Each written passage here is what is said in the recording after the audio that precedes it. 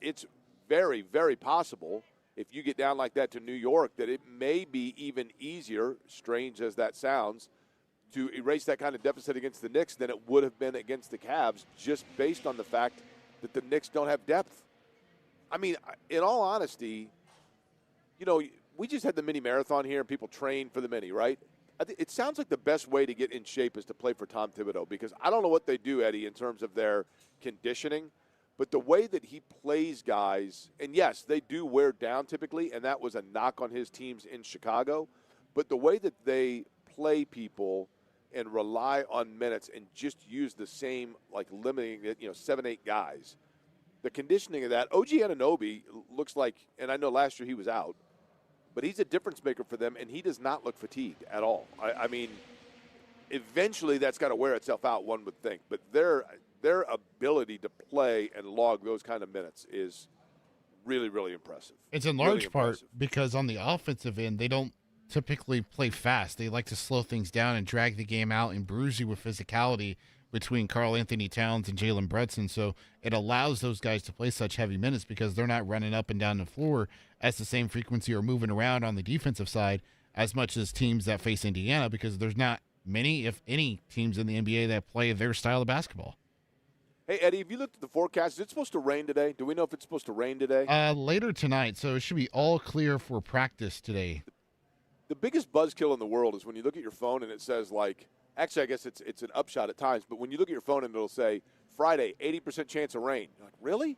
Then you look at it, and the rain is between 1 and 2 a.m. And you're like, well, right. That's not Friday. I'm asleep. Well, most people are. I'm not. You know what I mean? Yeah. Like when it says Friday's supposed to rain, can we just can somebody get a hold of the tech geeks that do this stuff and let them know that what people only want to know what the weather is between 7 a.m. and like midnight. Nobody cares what's going to happen at 3:30 in the morning, right? 70% chance of rain on Friday. It's at 3:30 in the morning. That's not first of all, that's not even Friday. 3:30 in the morning is Thursday night, right? I mean, what nothing drives me crazier than when someone's like, oh yeah, such and such that happened on Friday, and you're like, really? When? 12:15. Come on, that's Thursday night. So you're one of those people. Like if you're up at 3 a.m., you still consider it Thursday, not Friday, until you go to sleep and wake up. Let me ask you something, Eddie. Let me ask you a question here, okay? Okay. If you turn on the television on a Saturday night on NBC programming for a sketch comedy show that's been around for a very long time, Chris Farley was on it at one time. It's very, very popular. It begins at 11:30. What's the name of that show? Saturday Night Live. Saturday Night Live. Okay, thank you. That show is how long? I'm not even sure, Jake. I believe it's a 90-minute program. Is it not? Maybe an hour, but I believe it's a 90-minute program. So when you're watching, when they do the little sketch comedy news bit that's not really news, that's usually 45 minutes into the program. So that's at 12:15 a.m. What's the name of that program that they do? You tell me. It's called the Saturday Night News. It's not called the Sunday Morning News. You know why? Because no one but a psychopath considers that to be Sunday morning. It's still Saturday night. It's 12:15. It's Saturday night. Sunday doesn't begin until like 5 a.m., right? No, nobody, 3:30 in the morning. Listen, you go out to it. Back in my day, and believe you me, this was something that took place.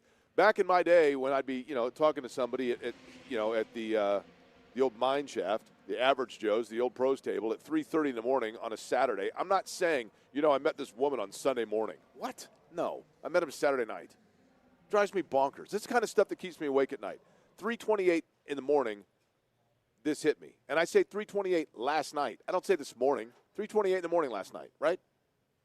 So the rain, when I looked at it and it was talking about how there was just like this disastrous forecast for rain, and I'm like, yeah, because it rained from 12:30 to 1:15.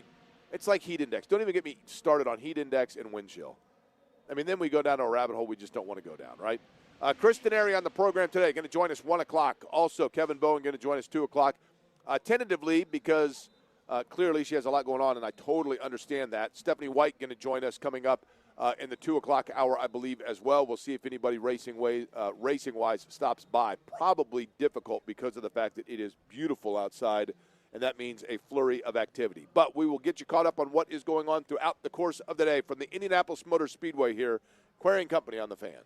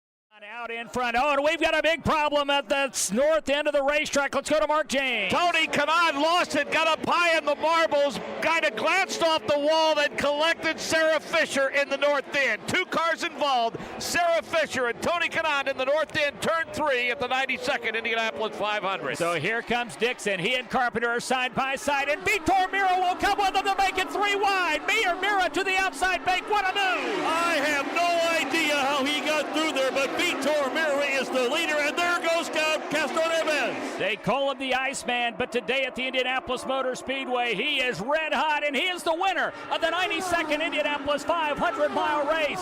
Scott Dixon from New Zealand drives Target Chip Ganassi Racing into victory lane.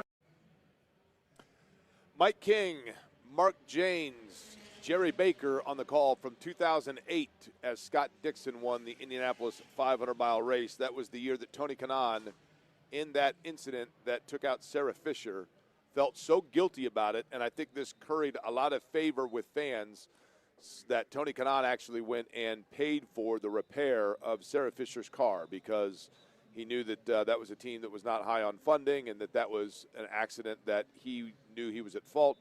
And Tony Kanaan doing yet another thing that really endeared him to the fans of the Indianapolis Motor Speedway. Jake Query here. Brendan King is here as well for all intent and purposes because you hear his updates taking place here on Fast Friday at the Speedway. And as I had mentioned, the fastest lap now for the month has been turned in by Joseph Newgarden. We've been talking plenty about the Pacers. We'll continue doing so coming up at 1 o'clock. Chris Denari going to join us. I did think this was kind of fun, and I wanted to throw out this possibility. I was at an event earlier today, and a gentleman came up to me, really nice guy, and we're at the Speedway, so clearly he was here, I think, as part of a business partnership, or his company was out here in one of the chalets. But he came up to me and said, "Hey, I wanted to," and this, I appreciate this. I'm not saying it's a little incredulous when people say it to me, but he's like, "Hey, I want to let you know how much I have learned about the Speedway just by listening to your radio show. And it's kind of made me further appreciate what this place is." And that meant a great deal to me. And I want to, maybe I say this too often, I don't know. But I want to take the time here real quick to go back to this before there's a reason I'm bringing all this up. I grew up during the peak and the zenith of the Indianapolis 500 in terms of its place in the American cultural landscape. And yes, I mean, obviously the 60s and the 70s were the apex of that. The Snake Pit and the whole month of May and, all of it, right? And the stars, I mean, A.J. Foyt and the Unsers and all of those things. But in terms of it transcending into just the American culture and its relevance within television shows and movie references and all of those things, that would have been probably, if you had to pick the era, 1958 roughly, to probably earlier than that, early 50s to through the late 80s. And of course, in 1986 was the first time that it was televised nationally live, as opposed to on Wide World of Sports or in spliced segments or in tape delay. It ran on tape delay, obviously, into the early 80s. But the point being, I understand that for many of you listening, the Indianapolis 500 may not be as relevant within your day-to-day as a sporting event as it always has been to me or people of my era. And I'm totally understanding and respectful of that, and I get it. That said, and maybe I err in this regard, I try to temper my level of enthusiasm and dominance of talking about it just because I know that there is other stuff going on, and also because to a lot of people it is a major, and it still is, a major civic event and celebration. And it's almost an event and celebration that allows us to come together to remind ourselves of where we've come as a city, because for so long it was the only show in town. And it's not now. I totally get that. But because of those aspects, I try to balance that. I'm not saying I do it well, but I do think that because of my enthusiasm for it, there are people that will ask me questions about it and ask me to, hey, I didn't understand this or I didn't understand that. And so on this Fast Friday, if you would like to text me at 317-523-9288, okay, here's what we're going to do today. 317-523-9288. It is a no-shame question day. So if there's something that you want to know about the Indianapolis Motor Speedway or about this race or something that you've heard that you've never really understood what that meant or something that you hear people commonly, a phrase that is used and you're like, I don't really know where that began, a no shame. I'm not going to shame anybody. I'm not going to make fun of anybody. I won't even say your name if you don't want me to. But if you have questions about the race and you send them to me, I will answer them for you the best that I can to explain things for you because we're down to the final week now before the race. For example, somebody asked me this question. Hey, Jake, with Joseph Newgarden going for 3 in a row, has anybody ever actually come close to winning it and winning a third straight? And the answer is yes. And the answer actually looks good for Joseph Newgarden, and let me explain. Joseph Newgarden is the 6th driver to win back-to-back Indianapolis 500-mile race, to win it back-to-back years. He has done so the last 2 years. He is going for 3 in a row. Of those that preceded him in that feat, Wilbur Shaw was the first. He was going for his 3rd straight in 1941, the last race before they shut the race down because of World War II. He came back trying to win 3 in a row, and Wilbur Shaw finished 18th in 1941. Maury Rose, who is part of one of my favorite trivia questions about the Speedway, he is the only driver, Maury Rose is, to start the Indianapolis 500-mile race without having undergone any sort of sanctioned rookie test. And that's because on race morning in his rookie year, the driver, Howdy Wilcox, who was a very popular driver in the paddock and amongst his peers, was determined to have failed the health test because he was diabetic. And because he had run before in the race and was very popular, the other drivers claimed that they were going to boycott the race if Howdy Wilcox was not allowed to drive. The compromise was that Howdy Wilcox was allowed himself to select his replacement. He selected Maury Rose because Maury Rose was a rookie and he wanted to put then track owner Eddie Rickenbacker in a difficult situation, and so they allowed Maury Rose to get into the car. He ran the race. He did not go through the rookie orientation. He went on to win multiple races, including back-to-back wins, and was going for 3 straight in 1949 when he finished 13th. Bill Vukovich won the race, of course, in 53 and 54. In lap number 56 of the 1955 race, he was leading and had an accident coming out of turn number 2 where he was fatally injured. So Bill Vukovich would be somebody that was going for 3 straight. Then, this is where the good news comes for Joseph Newgarden. Al Unser won the race in 70 and 71. In 1972, he did not lead a lap, but he started 19th and finished 2nd that year, so he was very close. And then Elio Castroneves, who is the most recent to win back-to-back, won in 2001, won in 2002, and in 2003, he was leading the race but got checked up in traffic by A.J. Foyt IV. His teammate Gilles de Ferran passed him, and Elio Castroneves finished in 2nd. I think it's entirely possible this year that Joseph Newgarden could see his teammate Scott McLaughlin, who is the fastest today and fastest so far this month, be the guy that he is chasing down on race day itself. I do think it's entirely possible that once again you're going to see a pass for the win on the final lap of the race because you kind of want to be running second. And then you make that move and you make it typically in the the north end of the speedway because then there's not enough time for a driver to aerodynamically get back around and take the pass back and win the race. But there is the answer. Thank you for the question. There is the answer. All right, what's going on in the NBA playoffs that is interesting for Indiana and how it affects the Pacers even when they're not playing? I'll tell you that on the other side when we return here, Aquarian Company on The Fan.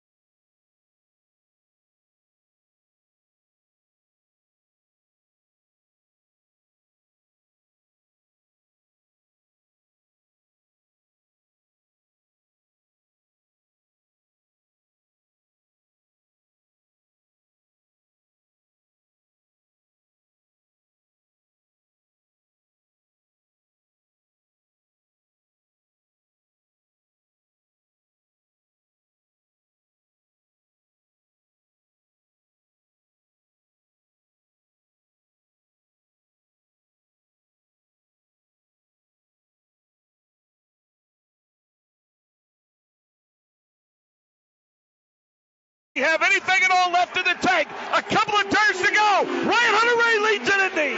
Turn number 800 is upon us. Less than a car length is the difference. The final turn. Hunter-Reay to call the finish. The voice of the 500, Paul Page. And it is Ryan Hunter-Reay that is going to lead Helio Castroneves across the line. Ryan Hunter-Reay has his first Indianapolis 500-mile race win. Helio Castroneves will have to wait for another year to get his fourth victory at the Indy 500.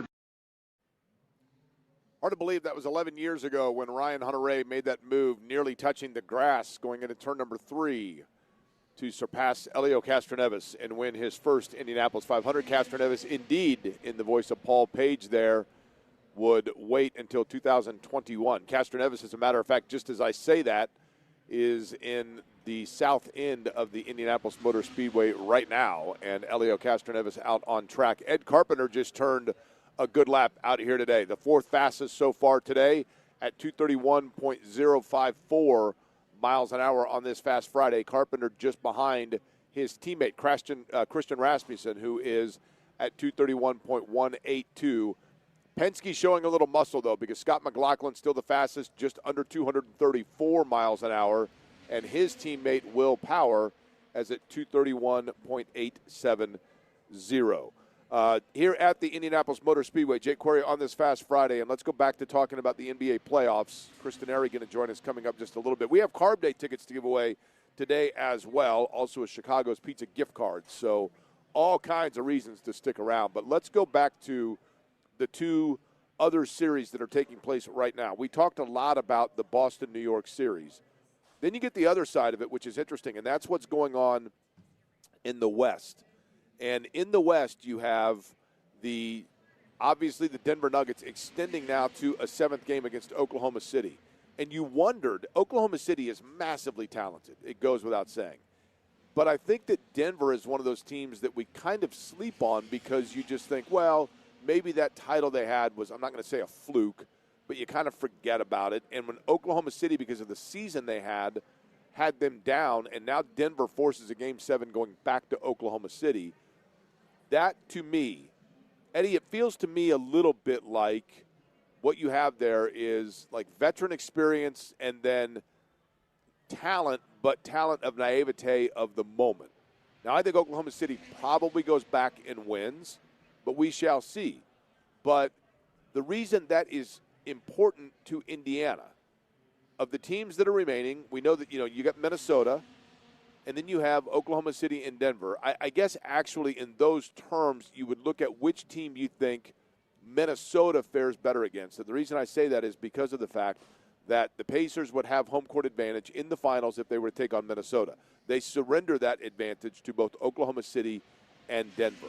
So when you look at that, you wonder which team is the better Minnesota matchup. I mean, it would take someone like Michael Grady that knows the Timberwolves well to tell us that. But Oklahoma City, you got to wonder, Eddie, what the mindset is now for Oklahoma City going back and having to play a Game 7 after missing an opportunity there in what they probably thought was going to be an early closeout of Denver. When it comes to looking at that series, Jake, you mentioned just the playoff inexperience for Oklahoma City and the experience for Denver. The one thing that I've noticed with Oklahoma City is that they have Shai Gilgeous-Alexander, and then they are kind of trying to still figure out who the number 2 scorer next to him is. It should be Jalen Williams, but Jalen Williams has not performed well in the playoffs. The same for Chet Holmgren. So you're needing some of those ancillary pieces like Lou Dort, Aaron Wiggins, Isaiah Hartenstein to step up. And those guys really haven't rose to the occasion yet, and that's why Denver's been able to take them to 7 games and maybe even pull off the upset in what would be one of the most wild playoffs in NBA history probably, where both number 1 seeds of over 60 wins are booted before the conference finals, and then you've got Minnesota, Denver, then you would have Indiana and either Boston or New York all competing for a championship, and a lot of those teams competing for one for the first time in a long time or sometimes the first time ever. So when you look at it from that standpoint, I think it's very fascinating, and if it's Minnesota coming out of the West, I think they're the biggest problem for the Pacers just because they've got guys. They've got Julius Randle. They've got, obviously, Anthony Edwards, Jaden McDaniels, Rudy Gobert. So, themselves, they have a lot of playoff experience as well. And So it wouldn't totally shock me if you see Minnesota in the NBA Finals and as a team that's taking whomever they face down to Game 7 or winning in 6 or whatever the case.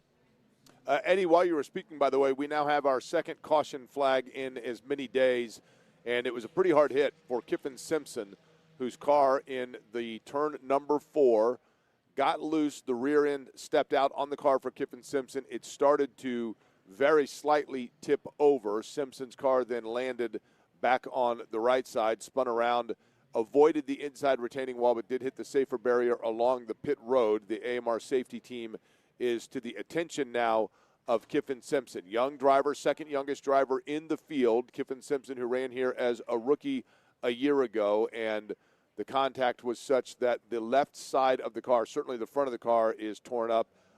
This car is going to have to be one where they go to a backup for qualifying. Now, the advantage for Kiffin Simpson is the fact that that Ganassi racing team that he drives for is going to have plenty of equipment to back that up. But there was a lot of concern about some of the wind today. That typically doesn't take place in the north end of the speedway, but something, whether something broke on the car or wind got a hold of that car for Kiffin Simpson, it spun him around, and it was pretty hard contact. When he spun around, it was actually the front left side of the car that made the contact first, and then the rear of the car made contact with that wall. I'm looking to see if Kiffin Simpson is out of the car, and I believe yes, in fact, he is. Kiffin Simpson's out of the car. He's taken off his helmet. One of the things to look for, by the way, if you are ever watching a race, is when the driver has an incident, they are instructed to lift their visor if they are awake and alert, so that when the safety team gets there, they're aware of the condition of the driver. Kiffin Simpson had done that, got out under his own power, and now they will tow that car back to the garage area, and ultimately Kiffin Simpson will have to go to a backup. But second caution so far in the last 2 days, Christian Rasmussen had an incident yesterday, made very light contact in turn number 2. Kyle Larson was just behind him when it happened for Christian Rasmussen. But Rasmussen has bounced back now, and that second-year driver is third fastest on the speed chart. Not the case for Kiffin Simpson, who drives for that team for Chip Ganassi Racing. But back to the point, in terms of the West, Oak City and Denver, Minnesota awaits them. And then in the East, obviously, it is Boston and New York tonight, 8 o'clock, and the Pacers will await the winner of that matchup to find out who they will face in the Eastern Conference Finals, with game number 1 getting underway. All I know is this, Eddie, I'm at this point in the month. The 21st is game 1. What day of the week is the 21st? My math tells me if the 25th is a Sunday, that means the 23rd would be on, I believe, a Friday. So does that mean that on Wednesday night, game number 1 gets underway? You are correct. You are correct, Jake. And, oh, by the way, one of those phrases I always have a question on that you can elaborate on later. What did you mean by the car stepped out on Kiffin Simpson? Okay, that's a good one. We'll get to that. I got a couple of questions that we will get to as well, and we'll do it after we talk to Chris Denari, which we're going to do on the other side. The voice of the Pacers from the television standpoint, and the voice of Turn 4 of the Indianapolis Motor Speedway Radio Network from the radio standpoint, joins us next.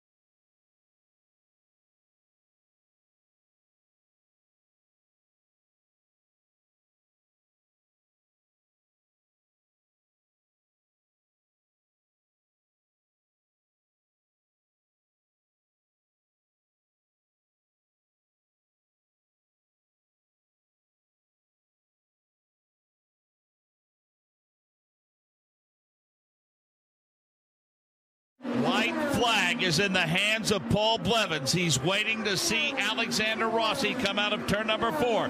Tom Hansing is in the stand with him, but there he goes. And Danny, he may be out of fuel. I think he's very slow in turn 1. He is indeed. It doesn't sound like he's under power. Left side wheels below the white line. Now with a short shoot. Now in turn 2. He may be done. That car rolls through turn number 2, and it is under power. He has backed it down big time. Here comes Carlos Munoz and Joseph Newgarden. They're running second and third. Jake Query Rossi still the leader, but he's backed the pace down. Alexander Rossi, the rookie out of California, is backing up the pace. Carlos Munoz charging. Alexander Rossi into turn number 4 on fumes. Alexander Rossi for the final time exits turn number 4. Here he comes, Mark James. He may have to coast it across the finish line. Alexander Rossi almost rolling to a dead stop. Twin checkers are out, and the rookie will win the 100th Indianapolis 500-mile race. Mark James on the call. Jerry Baker in turn number 1. Nick Yeoman turn 2. Chris Denari in turn number 4. And that, of course, the 2016 Indianapolis 500-mile race where Alexander Rossi won. And I always feel compelled anytime that audio plays to give a tip of the cap to Nick because, and Chris, who is going to join us now, Chris Denari, the television voice of the Indiana Pacers, may recall this. In 2011, 5 years prior to that, when Dan Weldon won the race after Denari's epic call of J.R. Hildebrand hitting the wall, there was so much activity taking place behind the leaders that I think we kind of got caught up and lost in who would win if something happened with Hildebrand. And so with Rossi running out of fuel like that, it was a great call from Nick to throw it to me to remind me that Carlos Munoz and Newgarden were running second and third. And that was kind of a subtle hint to, on the north end, myself and Chris, of who we needed to be looking for. Because, Chris, the thing that I remember in throwing to you when Alexander Rossi was going into turn number 4, I was convinced that I was going to see him get his doors blown off right below me, and I couldn't believe that nobody was in sight still to catch up to him when he was running at like 170 miles an hour. That was a very bizarre finish. Yeah, when I relive that moment listening again, you put yourself where you were. And, you know, I go back to last year, Jake, when you did such a great job on the pass that Joseph Newgarden made. And I've told people this time and time again. We are broadcasters, and so that means we use our voice, but we all have to do a great job of listening, don't we? Because it's one of those events that you don't have everything in front of you. It's not football, basketball, baseball. You can see, you know, a portion of the track. And so you really have to pay attention to what the broadcasters are saying in front of you. And to your point, when somebody like Nick does that, it really helps you and me in turns 3 and 4. And you have the misfortune of the four of us in the fact that you get the guy that you have to listen to before you that does the least job of explaining anything that's actually taking place with any clarity, right? Hey, I was going to tell you, though, I'm on my way back. I was downtown. I had to do a digital interview previewing for Pacers Digital this next series, which it's either New York or Boston. But I've got my 3-year-old grandson in the car, and you know how you always say you have, you know, X number of female listeners? Well, he's your number one. He's your number one 3-year-old listener. So I just wanted to tell you that Archer Denari is the number one 3-year-old listener for your show. We will make sure that we're keeping it G-rated. It goes without saying, right, Chris? Let's get to this. I know Archer's excited about the Pacers, right? We all are at this point, no question about that.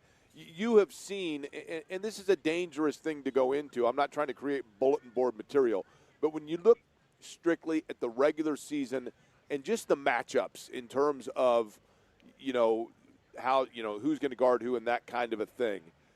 The team between the two, Boston and New York, they go obviously tonight in New York as New York has a chance to eliminate Boston. Boston has a chance to send it back for a Game 7. When you look at it, schematically speaking, the team that appears to offer the bigger challenge for Indiana is which? Well, it's interesting, Jake, because I think they're both similar. Even Boston without Jason Tatum, these are teams that are predicated not like Indiana on ball movement, but really a lot of heavy isolation basketball. I mean, when you think about the Knicks, Jalen Brunson commands the ball most of the time. And so he's somebody you really, really have to worry about. And also then when you look at Karl Anthony Towns, in his career against the Pacers, whether he's worn a Minnesota uniform or a Knicks uniform, I mean, he's averaging like 27 per game because, like Miles Turner, he scores inside, but he goes to the outside. Boston worries you because even without Tatum, they're going to take a ton of threes. And they've got guys that can make them. I mean, Derek White, Drew Holiday, Peyton Pritchard comes off the bench. So you're going to have to deal with a high volume of three-point field goals, and we know how three-point shooting can turn the tide very quickly. It can take a 19-point deficit to 10 in a heartbeat. So they're both similar in what they offer against the Pacers, but they're also a little bit different. I would say the ball is going to move a little bit more with Boston, but New York worries you just because we saw it last year with Jalen Brunson. We saw it in the regular season. He is a high-volume player. Now, I think the one advantage the Pacers have is they can throw a lot of bodies at him, just like they did with Donovan Mitchell. Mitchell put up some big numbers, but it also took him a lot of shots to get there. And then I thought in the fourth quarter of a number of those games, he wore down. So, long answer to your question, they both offer some similarities in the way they like to play, but Boston really worries you, even without Tatum, with their high-volume three-point shooting. Chris, if you were to make a list, if I had asked you, let's say, at the beginning of the season, so we're going to go back to September, okay? So in September, I say, Chris Denari, I want you to write down the 8 most important Pacers, ranking them, 1 through 8. Now, you don't have to tell me what the ranking would be, but, just in your mind if you had written that down in September. And now here in May, heading into the Eastern Conference Finals, if I said to you, Chris Denari, I want you to write down for me 1 through 8 the most important Pacers. What player, if any, on those 8 would have had the greatest fluctuation in their ranking from the left column to the right column? It's a great question, Jake, and I listen to your program a lot, and I know how fond you are, and rightly so, of Obi Toppin. I would say I'm going to go to a trio of players that would have always been in that 8, but they are super important to what this team does. And I'll start with 2 of the starters. I mean, you take for granted, you know about Halliburton and Turner and Siakam, but I'm really bullish on what Nesmith and Nembhard can do. I just think those 2 create a lot of problems on both ends of the floor, defensively, offensively, and I think you saw that when the Pacers started 10 and 15 and they didn't have both of those players, just how this team struggled. And I think Obi Toppin is huge off the bench. I mean, there are so many players, we could go 1 through 11, Jake, I mean, with McConnell and Mathurin. But I really think what Obi Toppin gives you on a game-by-game basis is really important. And so I'm going to lean to those 3 guys. They were always in the top 8, but they're 3 guys that when they really have it going, this team is tough to beat. Chris, one of the things about this team, Chris Denari is our guest. He's the television voice, of course, of the Indiana Pacers, as well as being the Turn 4 announcer that you will hear a week from Sunday for the Indy 500 radio network.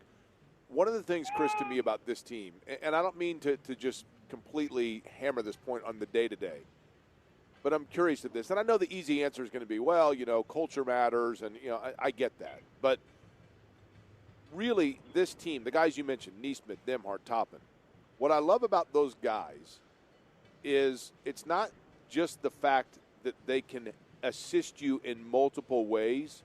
It's the fact that they are willing to assist you in multiple ways. In other words, I get the impression that Obi Toppin, when he shows up at the arena, if they say, Obi, we looked at the scouting report. We do not need you to score tonight.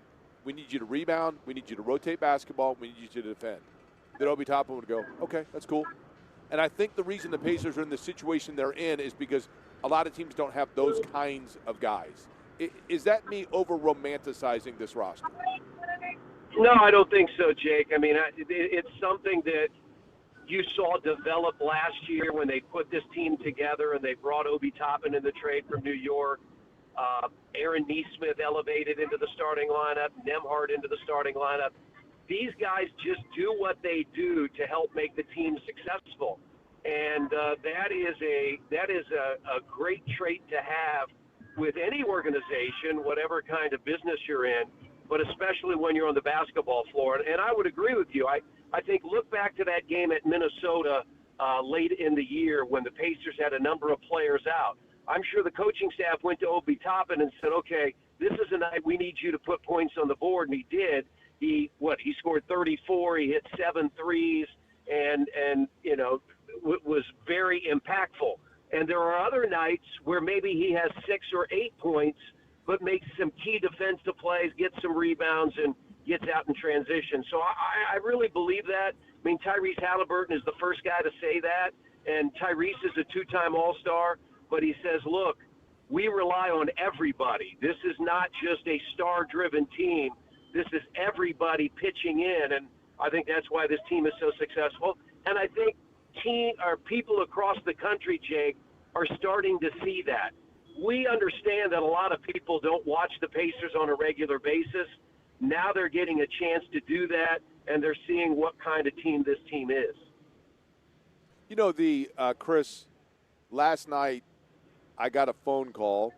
This was pretty cool, actually, from a national publication that's doing a column about whether or not we're seeing a shift in the NBA away from the power teams, the superpower teams, right? The I don't know what you call it, the LeBron, Bosh, Wade, and then, the superstars combining forces type thing.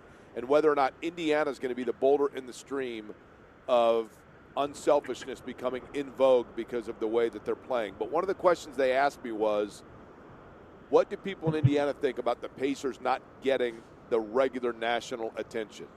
And, Chris, my answer was, I think people here deep down kind of like it. I think we kind of prefer it that way, right? Because it's our group, it's our team, and everybody's about to find out. And that's kind of the way I like it. Am I wrong? No, I think you're right. I mean, you love to have that chip on your shoulder. I mean, you try to use anything you can to motivate.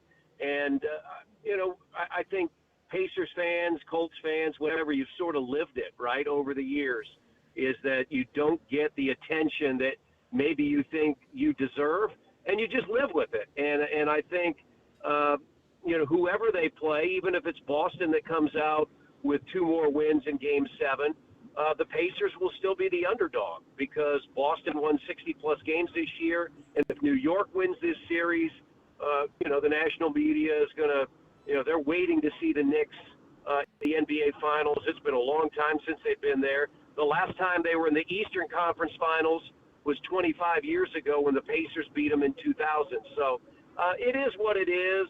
As Rick Carlisle said, in those 5 games against Cleveland, Indiana was the underdog in every game, no matter that they led the series 3-1, go into Cleveland for Game 5. And I think the team is perfectly fine with that. And as you said, I think people in Indianapolis are fine with it as well. Chris, you fired up for the race? I am. I mean, I've been studying.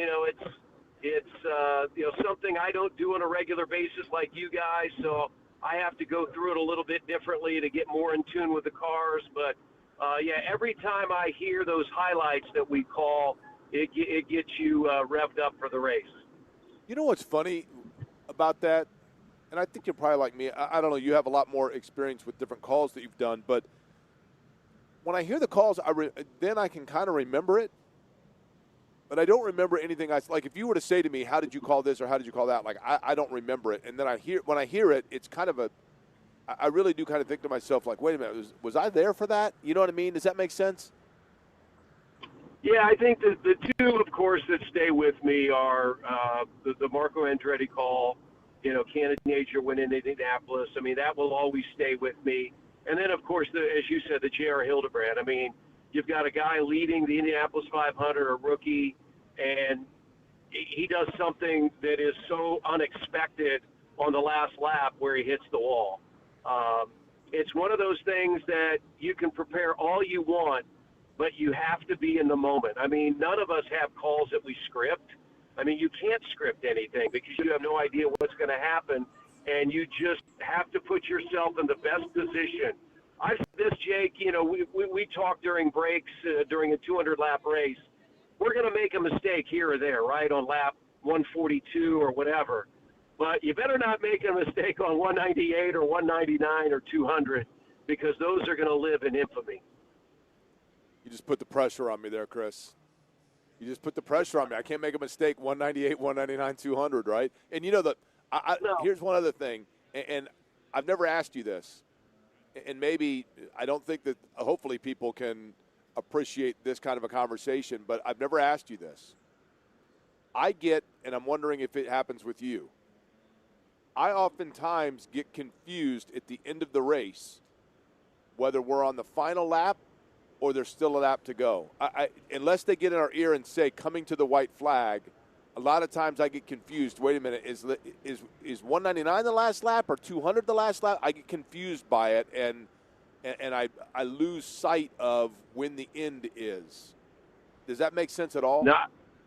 No, it does, and I think that's an advantage. I'm glad you're in 3 and I'm in 4 because we have a chance to listen to Nick and Michael, and usually when they pass me, Mark is going to say white flag, 1 lap to go, and then if you've been, I don't want to say you're zoned out, but to your point, we usually call those laps 10, 15 laps, right? That we're out of commercial breaks, and so you're focused on calling the lap, and sometimes you do in your head go, are there 2 laps? Are there 3? Whatever. Right. So I think we have an advantage though that we're at the end. I'd much rather be where I am, just with that. If your brain goes dead for a minute, because they're going to pick us up at the beginning, right? I mean, Nick and Michael and those guys. Yeah, it's a lot of fun. I can't wait for it. Carb Day is also a lot of fun, Chris. I think one of my favorite things before we let you go and you and Archer go enjoy the beautiful weather today, I always enjoy, we haven't done it in a while, but you and I have on occasion on Carb Day when we go up for our practice, during the practice session, we do kind of just a facsimile of the race itself to get all our timing down. There have been times where you and I have gone out in a golf cart and just gone out in the turns and watched them go past when we don't have any responsibilities, and it's just one of my favorite times of year, man. I love everything about it, and I love the teamwork that we all have. Yeah, I'm looking forward to it. I'll be out there at some point this weekend. I join you guys officially on Carb Day, but yeah, it's a lot of fun, and hopefully, cross our fingers. We've got an unbelievable Sunday with the racers and the Pacers, so hopefully we have great weather and we can enjoy both. And I think this is the 3rd time that we've had this, and the Pacers have not won either game, and so it's time to change that. A week from Sunday, Game 3, when the Pacers play either the Celtics or the Knicks. Okay, Chris, here's the thing. Just so you know, if there is any sort of a weather delay in the Indy 500 and it starts any later, fear not, you and I can match wits. I will have an emergency exit plan upon the checkers to get us over to Gainbridge Fieldhouse, okay? All right. I'm relying on you for that. I know. Well, that's my job. I know. Chris, we appreciate it as always. Obviously, a lot to happen between now and Sunday, but certainly appreciate the time. And you and Archer have fun today, all right? All right. I think you probably could hear him a little bit. He's been back here. He's been back here talking a little bit. He again is the official 3-year-old of Query and Company, Archer Denari. That's about the average age of the intellect of half of the jokes that I give on the show. So that's good. We're happy to have that, right? We're happy to have it, Chris. Yep. All right, enjoy, Chris. All right, Chris Denari bye. joining us on the show. All right, we had talked earlier, by the way, about the fact that we are, and it gives me a good opportunity to clear this up for you a little bit, I guess. I had mentioned that Kiffin Simpson brought out the caution. That's why you don't hear any cars out on the track right now. Now, there was not, fortunately, Kiffin Simpson, I think, is okay. His car was pretty banged up, but they have the safer barrier, which the safer barrier is the construction, if you will, that came about and was developed at the University of Nebraska for the IndyCar Series in the early 2000s. And that safer barrier in turn number 4 is needing to be repaired. And so they are repairing that right now. This just delivered to me A medical update from IndyCar Medical Director Kiffin Simpson has been seen and released from the IU Health Emergency Medical Center. So that is good. Thank you to Arnie for delivering that along. So once they get that safer barrier, which is the energy absorption wall that alleviates a lot of the contact energy for the drivers, once they get that repaired, we'll be back to a green flag condition. Eddie, you had asked when I mentioned earlier, and it probably was a little bit of racing jargon that is habit for me when I said the car stepped out on him. Simply what I meant by that was when you watch the car and you can see him going into a turn, all of a sudden, if there is a sudden, I'm going to say for lack of a better phrase, jerk of the car. So if the rear end of a car suddenly just swings outward away from the typical groove, almost as if an invisible wind or monster just pushed the back end of the car, steps out. So all of a sudden, the driver then becomes a passenger and he is no longer at control of the car. That typically is caused by one of three things in no particular order of frequency thereof. The first would be that something breaks on the car, so a piece breaks or some sort of an arm support of the balance of the car breaks and it just causes the car to all of a sudden slide to the right or slide to the left. The second would be what we call the marbles. When you will hear on the broadcast or on television, whatever it may be, you hear someone say, well, they got up in the marbles. The marbles are, as the car runs, there is rubber that peels off of the Firestone tires. Organically and normally. But that gets swept up, the force of the cars, all of that little rubber debris goes up into the banking of the turn. And as the race goes on, if they don't have a chance during a caution to go out and sweep those up, then more and more of them collect. And that's called the marbles because when your tire gets on them, it's out of the racing groove. But if you get too high and your tire touches them, it literally is like if your foot steps on a floor of marbles and it becomes very slippery. So that can cause for a problem. And then the third is wind. And the wind in Indianapolis is a real trick because the way that the grandstands are set up here, turn number 2 is particularly tricky because it is the only turn that doesn't have a double-decker grandstand fully protecting it as you go into it. So wind can come into the turn 2 area and then kind of get caught and become like a little whirlpool. And that can be tricky for drivers. So those are the three things that would be the three most common reasons why one would say that the car stepped out on them, so to speak. So that's where we stand. But Kiffin Simpson, again, that incident, good news is he's going to be okay. We'll get the wall fixed and everything at that point will be good to go here at the Indianapolis Motor Speedway. All right, I've mentioned that if you had questions about what takes place at the race or something that you've always been curious about and never felt to ask or wanted to know, there's a really, really good question that somebody just asked me that I think still has massive impact and effect on racing today.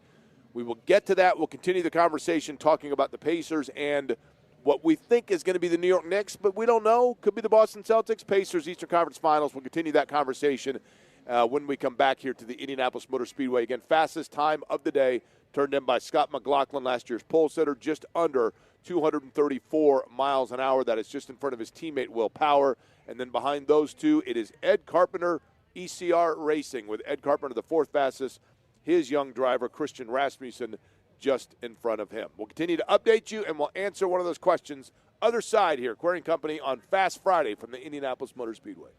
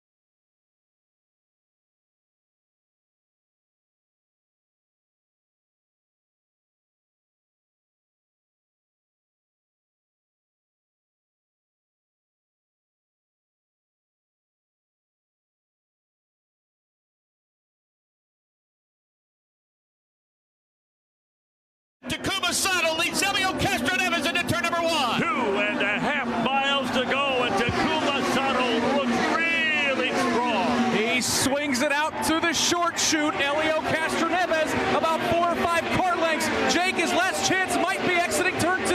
5 years ago, Takuma Sato took his shot in turn number 1. He did not make it. Dario Franchitti won that race. Takuma Sato now 3 car lengths in front of Elio Castroneves at turn number 3. Castroneves tries to make his move in the short chute down on the white line. Sato has the lead out of 4. Elio Castroneves pedaling for all it's worth. Twin checkers out. History will be made as Takuma Sato goes to victory lane. He wins the 101st running of the Indianapolis 500-mile race.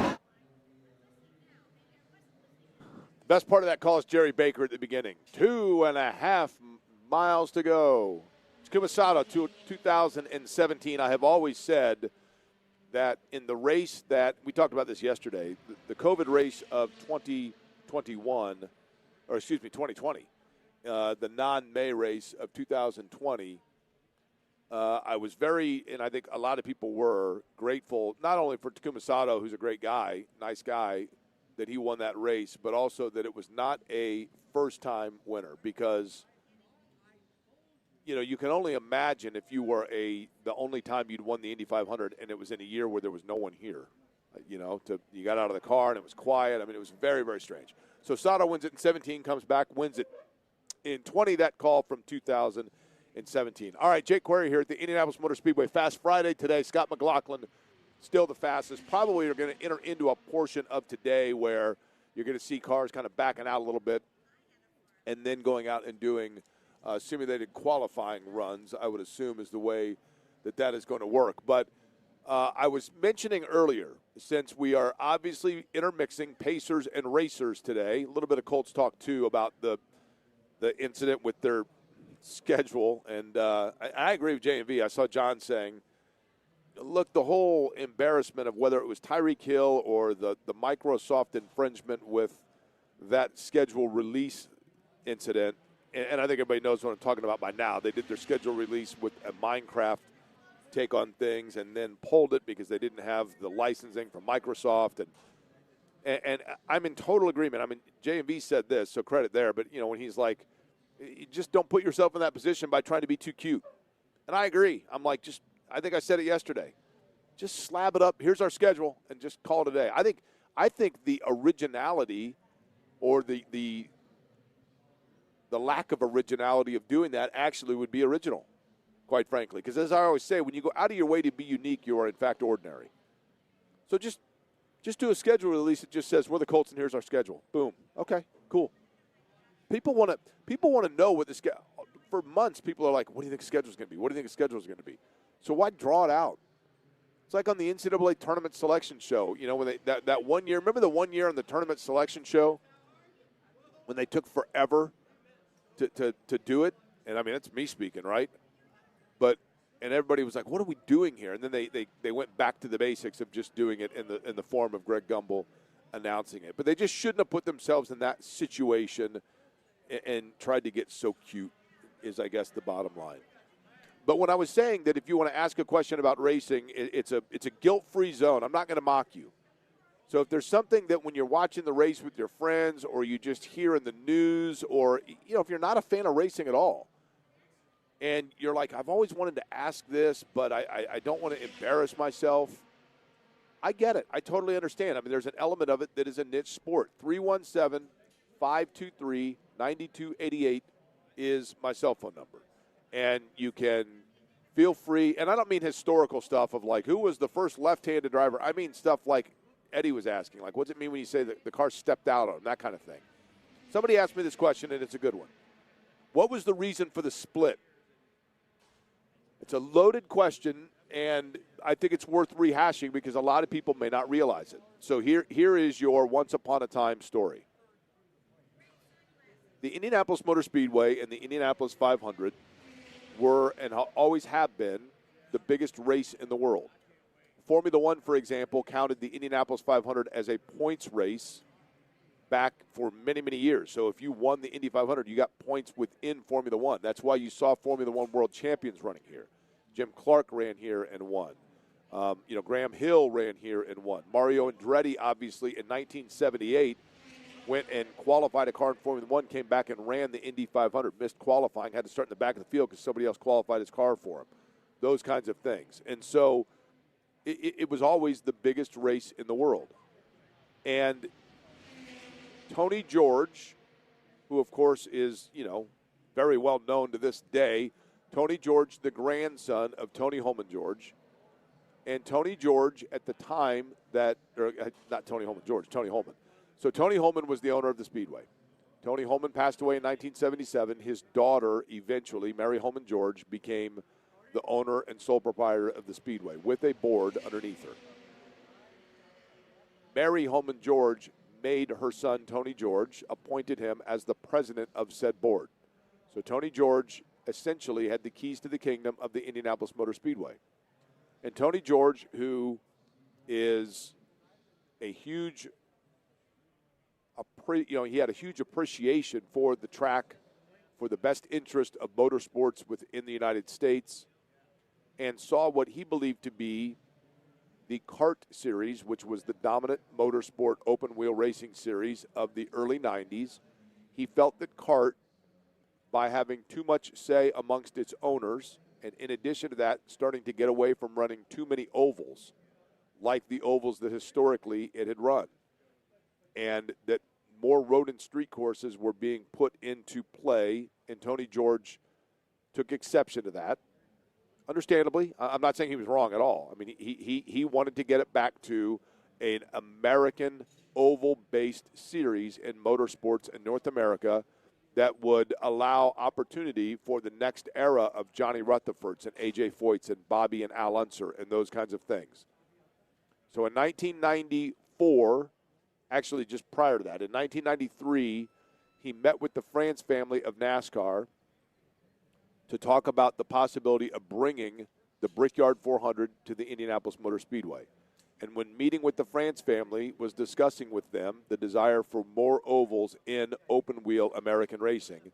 And the Frances essentially said to Tony George, well, you own the Indianapolis Motor Speedway, and that track and that facility is the cornerstone of open-wheel racing.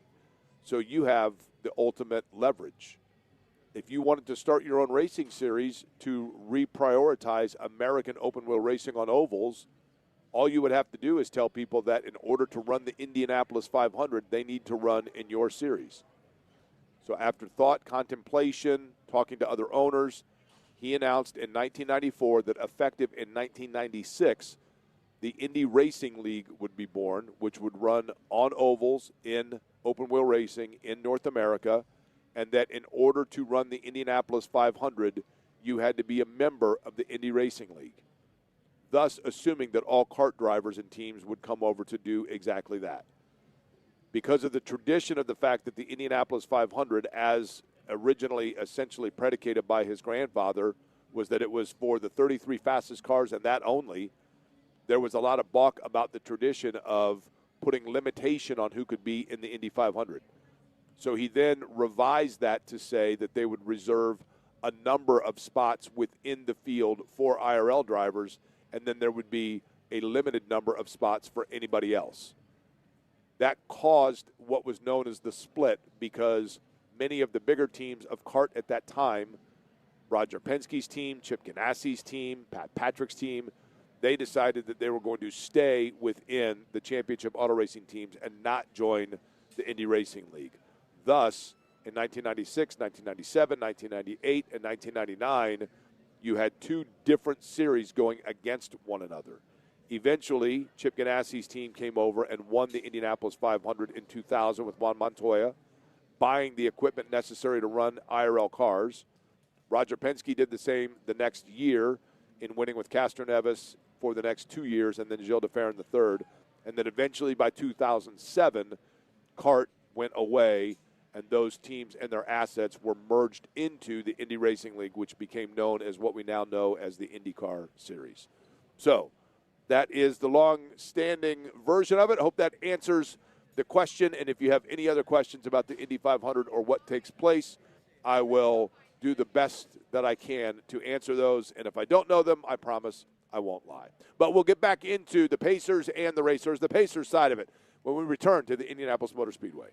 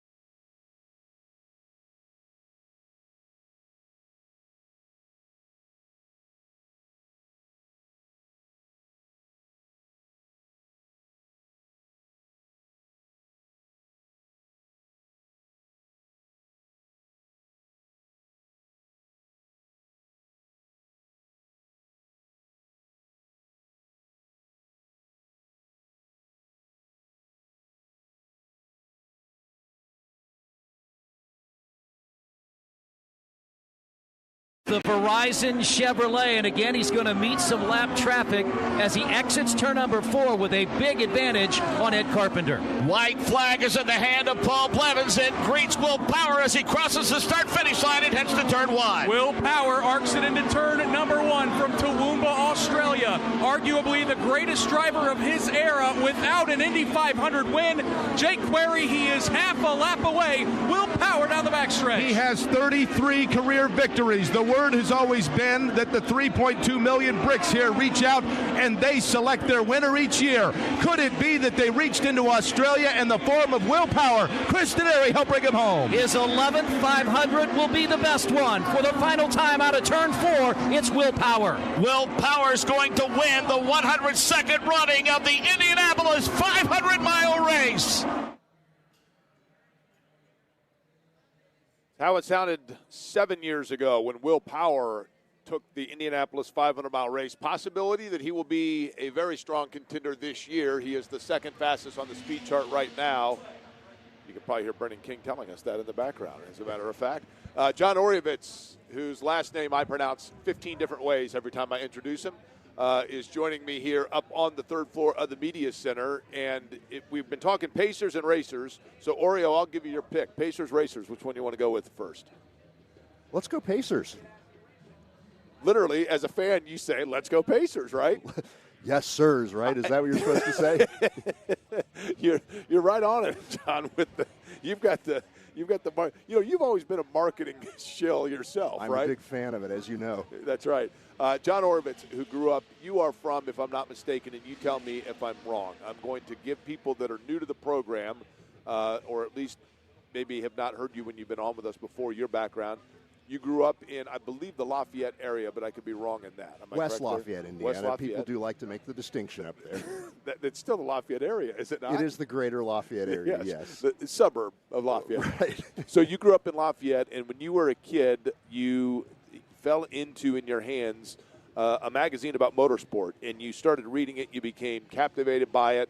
You knew, obviously, that Indianapolis was the host of it, but you also were aware of racing that took place around the world, and in that capacity, you have lended your skills as a writer towards covering sports, and most recently now you are doing it for Motorsport magazine, correct? Out of the great England, yes. One of the world's longest-running racing publications. It was formed in 1924. It's a fine magazine. It's most famous for having a journalist named Dennis Jenkinson who covered Formula One for them for decades and decades. And he was the guy that was Sterling Moss's co-driver when Sterling Moss won the 1955 Mille Miglia race for Mercedes-Benz. I've been getting a couple of questions here, Oreo, from, and by the way, so let's go back to this. How excited are people in England about the Pacers? Certainly less excited than we are here in Indianapolis. I think. Are you an NBA fan? For the most part, yeah. Okay, so this particular group, have you watched this Pacers team, actively, and if so, how much has this latest surge, and I think kind of the team collectiveness of it, drawn you into it a little bit? This particular Pacers team, along with Coach Rick Carlisle, have rekindled my interest in the Pacers. I mean, they're a really compelling group of players. They're a high-character group. They're fun to watch. They're fast. It's a great team. It's a really great story to watch unfold. And I think that the nation is really opening its eyes to the Pacers at this point. Yeah, it kind of feels that way, that they're the trendy team almost, right? Yeah, and I'm laughing at, I forget who it was, Keyshawn Johnson or somebody that was questioning their ability to come into the high-pressure environment of Madison Square Garden where they won by 21 points in Game 7 last year. So let's keep ourselves informed, Key. Okay, let's get to this. A couple of people have asked me interesting questions about the 500 that they were hoping that you could answer, or myself. I'll defer to you in this, though, even though I know the answer. Jake, can you please explain what weight jack adjustments are throughout the course of a lap? Well, a weight jack adjustment transfers, it's called cross weight. It basically makes the right side of the car or the left side of the car or the right front or left rear or whatever. It gives the driver the ability to transfer weight and balance of the car because you only turn left at Indianapolis. So there are advantages to setting the car up. If you look at the way the cars are set up from the front, the wheels are at a weird angle. They're not straight up and down. They're both kind of canted off to the inside. and that's to handle the banking and the fact that you're only turning left. So it is a precision adjustment tool that modifies the suspension in such a way that the weight is transferred to a specific corner of the car to help the handling. So the point being, when the driver is going in, you'll see them pushing a button as they're going into the straight. I'll tell you something interesting, Oreo. You and I know this. For you stock car fans, it's the equivalent of putting wedge into a car. There you go. All right, well, in the old days, back when drivers would drive into turn number one, Allison had a smokestack. And I don't mean a woman named Allison. I mean Allison Transmission had a smokestack just off of 10th Street here, just south of the Speedway. And before they had the second layer of the grandstands in turn one, and before they had the windsock atop the scoring pylon, drivers going into the turn would look at which way the smoke was coming out of the smokestack, and that would tell them which way the wind was blowing so they could prepare themselves for what they needed to do. Now, as the driver comes down and they see the windsock and they see which way the wind's going, or they know from their last lap by, they can push a button that then slides a piece of weight to one side of the car or the other to tell them whether they need assistance keeping the car down to the left or they need assistance making sure that like it is fighting a little bit to the right, not only based on the track feel, but also the wind, the atmosphere, everything else. So one of the ways to end it. Somebody also asked me, and I'm sure you'll be thrilled with this, John. I just got done explaining the 25-8 rule. Oh, okay. That's right up your alley, is it not? I know a glorious era for IndyCar racing. I know you obviously perk up when you said, but when you look out today, Fast Friday, and obviously we've been a little bit fractured today because of the incident with Kiffin Simpson. But when you watch what's been taking place today and you look at the speed charts, is there anything that jumps out at you as surprise or not surprise? Well, I mean, Scott McLaughlin went out and right off the bat turned by far the fastest lap of the day. I don't see the times here, but I don't think anybody's come within. I don't think anybody's gotten above mid 231. Correct. So that's an eye opener for sure. I was pretty confident that with the warmer conditions and the wind that somebody was going to stack one up today, and it was Kiffin Simpson, unfortunately. These are tricky conditions. These, as you were talking about the wind there, but the cars are also extremely temperature sensitive, and you kind of wonder if you don't see a whole lot of running today because the conditions tomorrow are expected to be much cooler. Right, 15 degrees cooler as far as I'm Well, they're aware. like you to me. Much cooler, right? Is that right? Quite true. Okay, real quick, Kevin Bowen going to join us on the other side. You got a minute to stick around here? Oh, yeah. Because I want to ask you also about how we said goodbye to an old friend on the west side. You and I did together, as a matter of fact. We'll get to that in a minute. And we have Carb Day tickets to give away. We've got a pair of them to give away. We will do that at 2:15. So Kevin going to join us. Oreo will sit in with us. And then at 2:15, I'm going to give away Carb Day tickets. And I'll let you know how we're going to do that when we return here to the Indianapolis Motor Speedway on Curry & Company.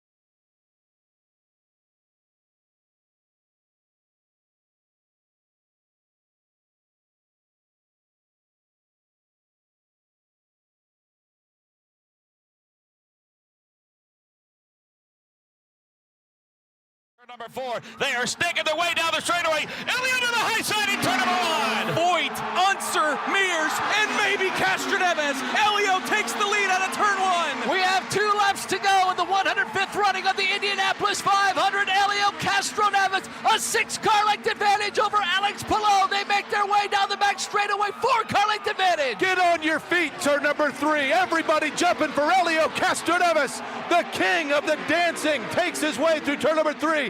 Throws up some dust. Palou, 2 car lengths behind him. They're all on their feet, but there's a lot of traffic in front. Elio Castroneves, the lead out of 4. And the white flag will fly on the 105th running of the Indianapolis 500-mile race into turn number 1. If Alex Palou is going to get Elio Castroneves, it's not in turn 1. Elio leads into the short chute. 5 cars ahead of our leader, a new team and a new life for Elio Castroneves. Ryan Hunter-Reay is in front of Elio Castroneves. 2-car length advantage down the back straightaway for the final time. All kinds of traffic now as they work their way into turn number 4. But it's Elio Castroneves behind Ryan Hunter-Reay, trying to hold up Alex Palou. Castroneves looking for number 4, Chris. A 2-car length advantage. Elio Castroneves trying to become a 4-time winner out of turn 4. Off turn 4 for the final time. Elio Castroneves comes to the start-finish line.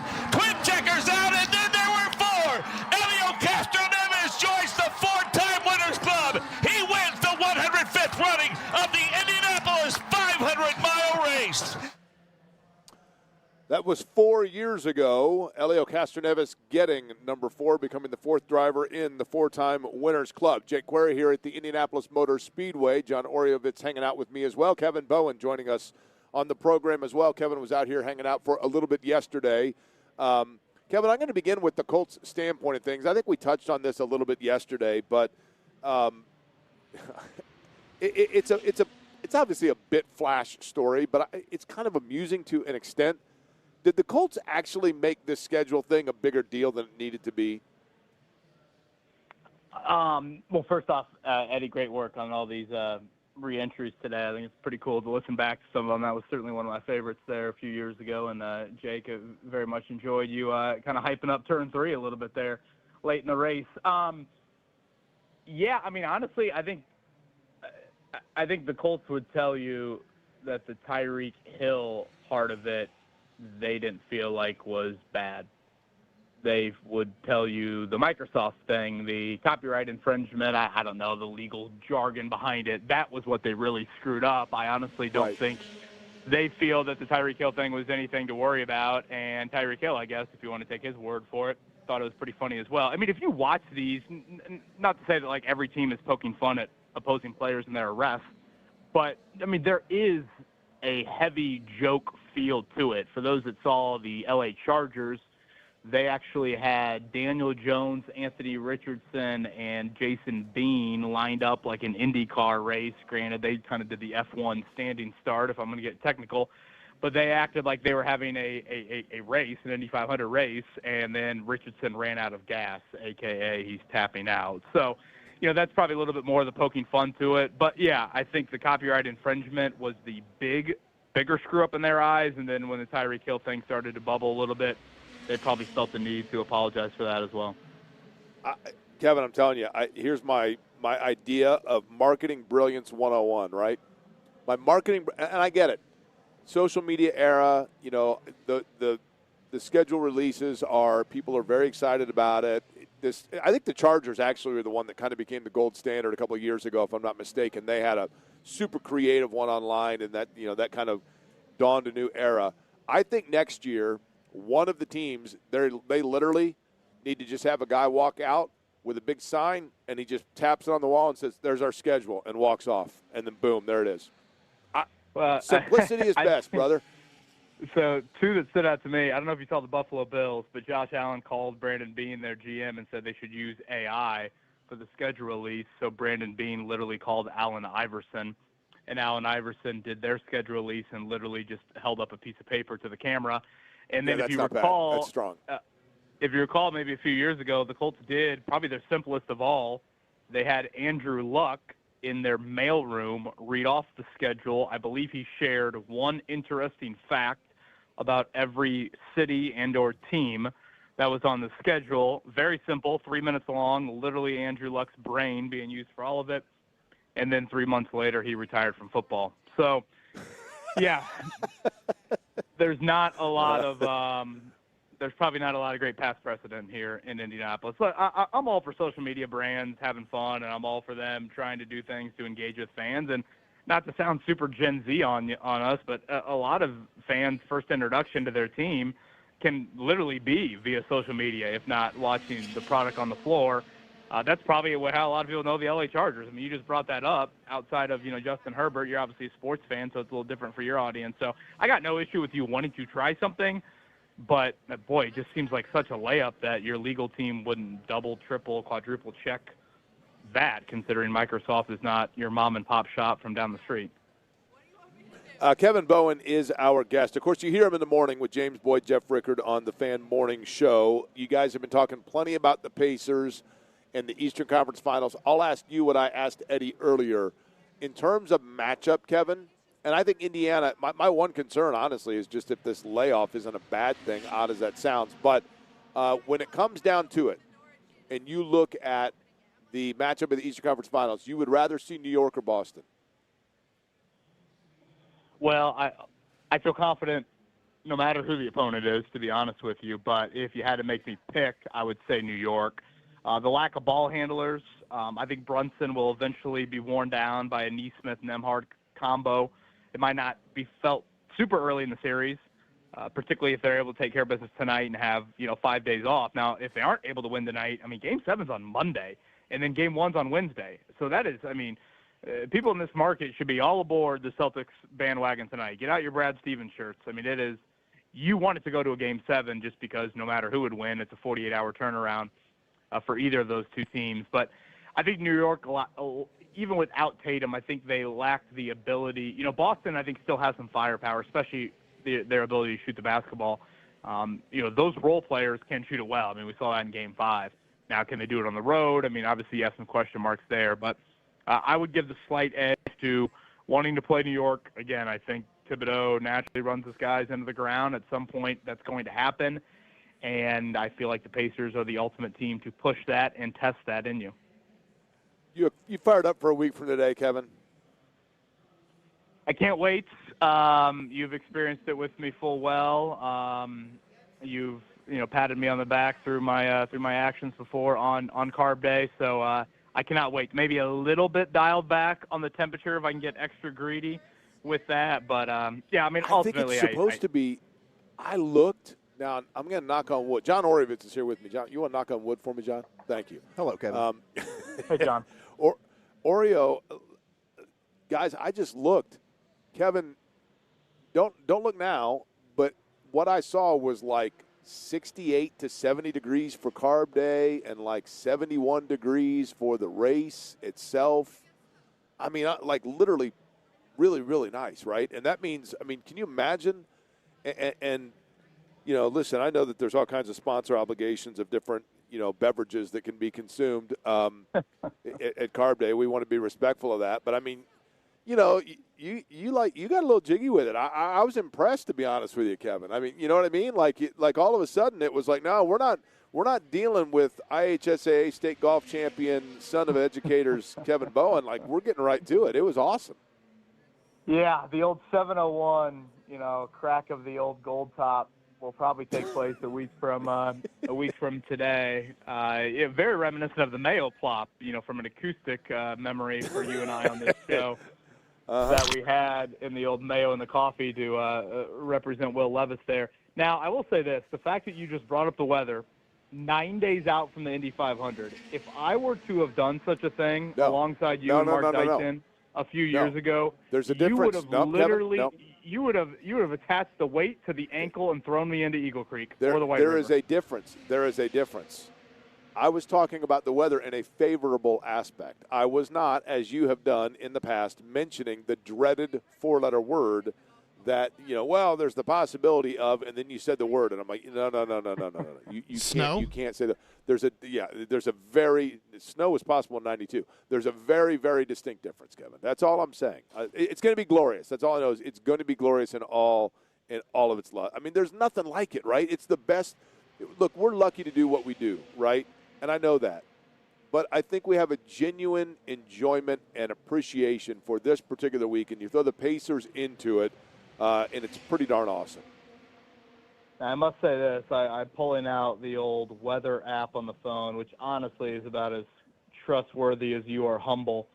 And I'm scrolling here to a week from Sunday. And you are right. I mean, next Wednesday, high of 61. Next Thursday, high of 61. Carb day, high of 65.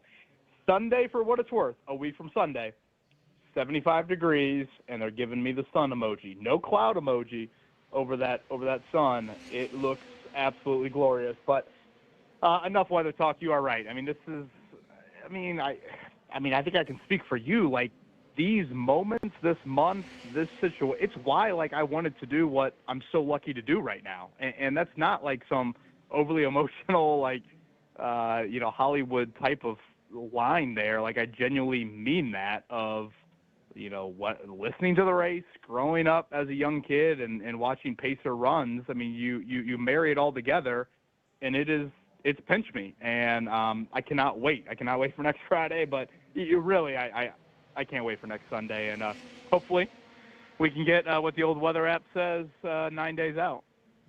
Kevin, what do we have upcoming in terms not only of the work that you're going to do online, in particular in covering maybe even the Colts summer? I know that the rookies were out here today, but also just to look forward to from you over the course of the next week on the morning show. So we have, I want to say driver. Well, on Monday we're going to have Steve Prom. He was Tyrese Halliburton's college coach at Iowa State. He's going to join us coming up on Monday. I think Tyrese's college career, albeit short, is kind of an interesting one. So we really haven't talked too much maybe about that. So we'll have him join us Monday. Mark can double-check me on this. I want to say drivers we have booked in some way, shape, or form next week. I believe Ed Carpenter. I believe Kyle Kirkwood. I believe Scott McLaughlin, who we know full well is on the Knicks bandwagon here. So we have those three, I think, for sure. And then Colts-wise, we're probably entering one more quiet week. Like you said, the rookies were out at the track today. Next week is their final kind of phase 2, and then the week after the race, that's when we'll get our first 11-on-11 look this entire year or entire offseason at the Colts, and our first, in-person viewing of Anthony Richardson versus Daniel Jones.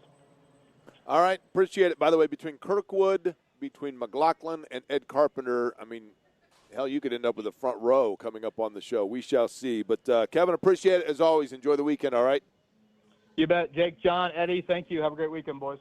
All right, Kevin Bowen joining us on the program here. By the way, on the Ryan Geist Brewery guest line, Ryan Geist Brewing now, of course, the 16th largest microbrewery in the United States. Their Truth IPA is fabulous.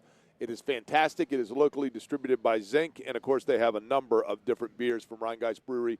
You know it. You love it from initially when you would go over to Cincinnati, but now widely available right here in central Indiana, and we are thrilled to have them on the Ryan Geist Brewery guest line. Chris Denari was on that earlier as well, and we are very thankful for their partnership. Oreo, as we get set to give away Carb Day tickets, as a matter of fact, if you want to go to Carb Day and you want to see the All-American Rejects, you want to see Brett Michaels, and you want to see the final practice before the 109th running of the Indianapolis 500-mile race, then guess what? You get the added bonus that you get the joy of talking with Eddie Garrison. If you right now are caller number 3, because there are 3 cars that will make up the front row, and we will take caller number 3 right now at 239-1070. And Oreo is sitting right here with me, and he can see the lines here. And so, Oreo, what you see is the verification that no one ever listens to this program, because I throw out the telephone number of 239-1070 for a chance to win Carb Day tickets, and then you can see, like, nada happens, right? Why is it whenever I call in, it's always jammed up? Are you calling in frequently to try to win things on this program? Well, if I'm driving around and I hear a concert ticket up for grabs or something, I'm not averse to picking up the phone. Is that to imply that you actually have listened to this program before? A long-time listener. Yes, Really? indeed. All right, well, we much appreciate that. Let's get to what we may be seeing here as part of our Chicago's Pizza deep dish on what's going on here at the Indianapolis Motor Speedway. One of the names that's interesting, we were talking about, the reality is there is one who is not going to make the race. There are 34, assuming that everybody has the opportunity to qualify, there is one that will not actually do so and make the race, or that will attempt to qualify and will not make it. I thought perhaps Robert Schwartzman, the rookie from Prema Racing, is one just because of his acclimation to ovals that might be in jeopardy, but he's looked pretty good so far. He has, and today has been a big step for the Prema team out of Italy. They've looked a little bit out of their depth, maybe so far this year, but Schwartzman cranked out a lap of nearly 2:31 earlier today, and it was a no-toe lap. It was a legit fast lap on his own. So definitely some signs of promise for them. What jumps out when you look at? We talked earlier about the fact that McLaughlin came out early, threw up a big lap, 234 miles an hour, I think is what it was. When you look at the fact that was early in the day, is there any gamesmanship that goes into that? I mean, is it, hey, you know what, we're Penske, we're going to go out, we're going to throw down a big lap, we're going to let everybody know where we are, and then just go back into the lab? I think more in this case, it was probably that conditions at noon were probably going to be the coolest and calmest of the day. So it was probably, I would say it was probably driven more so by a desire to get a run in before the wind and the temperature really picked up. This particular week so far, Oreo, has been, truthfully, kind of quiet. And you tell me if you disagree. But there hasn't been anything so far really that has jumped out at me as a major storyline, or good or bad, on either direction. Maybe Santino Ferrucci struggling a little bit to find the right balance would be one of them. What about for yourself? What has stood out to you? I look at the Rahal team's struggles on the oval again. It was just a week ago. People are like, oh, Team Rahal's back. Look, 3 cars in the top 5 in qualifying on the road course. And now both Graham and Louis Foster are speaking the same kind of language about their cars and how they're just not comfortable with the balance and the tail happiness of these cars with the extra 100 pounds of the hybrid system on the back of them. And that's the other talking point, too, is how is this hybrid system, how is it going to affect both the performance of the cars and the reliability of the cars? I mean, that won't be a bigger story until race day. But they have added 130 pounds onto a car that was already heavy, that had already had several Band-Aids put onto it, side intrusion and the aero screen and all that. And it's created a very compromised racing car that's, not especially sweet to drive. Do you think we'll see a lot of passes in the race? It's kind of hard to tell. Every time we say, oh, it's going to be a procession, they surprise us. Right.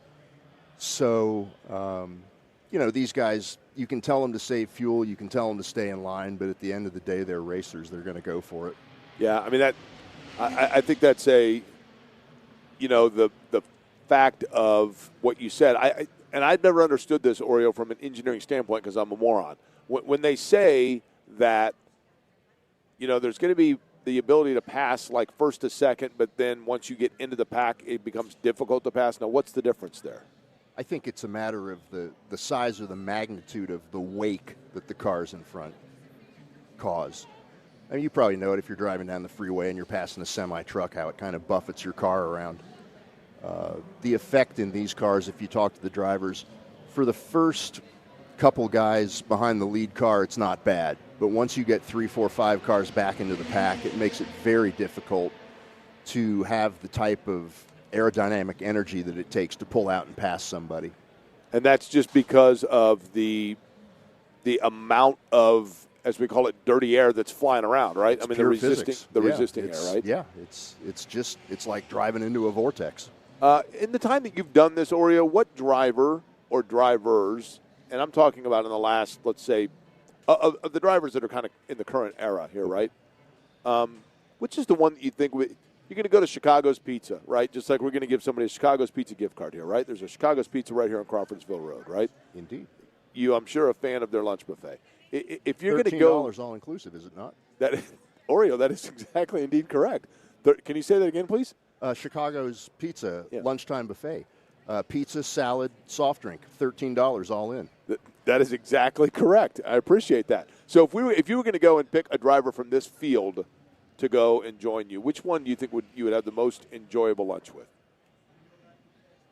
Well, I mean, I'd gravitate towards some of the guys that I know the best simply because we'd be comfortable in our conversation. We've got plenty of stories to reflect on and everything.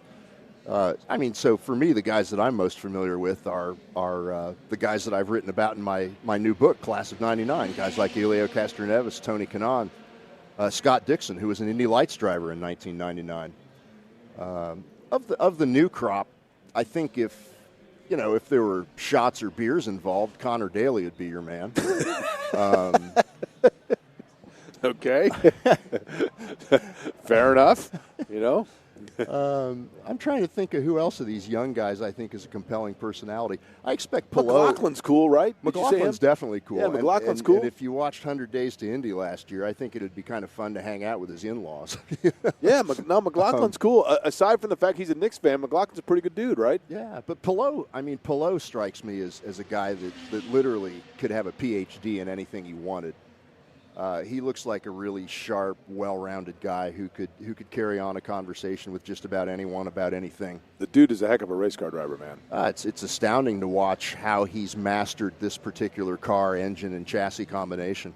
Lastly, you and I went on, I believe it was Easter Sunday. We have something in common, John Oriovitz and myself, and fortunately there are still a number of these locations around town to enjoy. But it was kind of sad that we said goodbye to the Speedway MCL. You and I both have worked at an MCL. You worked in the West Lafayette location, right? Correct. I had a very brief stint in the Bloomington location when I was in college. But it was fun to go over there and kind of nostalgic to go over there and have lunch. And the place looked great, but, times and things change, and so that one particularly closed. But it was kind of cool to go over there. It was a lot of fun. I got to say, it's not like the old days when your fried chicken and mashed potatoes and green beans and iced tea came to $8. But the food is still good.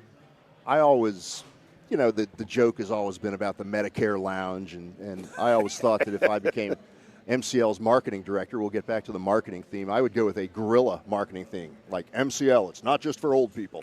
I mean, just address the elephant in the room. Get right to it. But I always thought MCL was great. It is great. For families. I mean, because you go through the line, you don't have to wait on being served. You can get your kids, Jell-O cubes or fried chicken or green beans, and it's not all just, fast food junk. Yeah, it's. I don't want to say it's a dying form of dining, given that there are still 6 or 8 MCLs around Indiana and the Midwest. But it is definitely associated you enjoyed working with there, right? I did it. I have good memories of once I got out of the dish room. Put it that way. Once I didn't have to wash pots and pans. I was on pots dishes. and pans for a while, man. I'm not gonna, Once I graduated to frying the chicken and the fried cauliflower and such, it became a good time. And I made lifelong friends there. My good pal Dave Buffington, who lives in Cincinnati now, he probably drinks a little Rheingeist beer when he takes a break from Miller Lite. I made friends for life during my time at MCL. So, Oreo, one more time, when it comes to the Chicago's Pizza, back to that, by the way, you did a masterful job of reminding us that you get what at lunchtime there, by the way? It's the Chicago's Pizza lunchtime buffet. That's right. All-you-can-eat pizza, deep dish and thin crust pizza, as well as a salad bar, and I'm not certain whether they're Coke or Pepsi products, but a soft drink, all for $13. That is correct. All right. And we have the opportunity, by the way, for you to enjoy Chicago's Pizza, because since we just did a deep dish on the Indianapolis Motor Speedway and what to find, then that is your cue to call, because we have a gift card to give away. $30 gift card to Chicago's Pizza right now at 239-1070. It is Eddie Garrison's choice of which line he grabs at that point for a winner. But we will get you on your way to Chicago's Pizza. We come back. It's a Friday. It's the bottom of the hour. You know what that means. It's a Franciscan Health Feel Good, Good for the Heart Friday. And we've got a great story about a young lady just west of here that is defying some odds. And her school, I know, is proud, and I think you will be too when you hear about it. We'll tell you about it on the other side.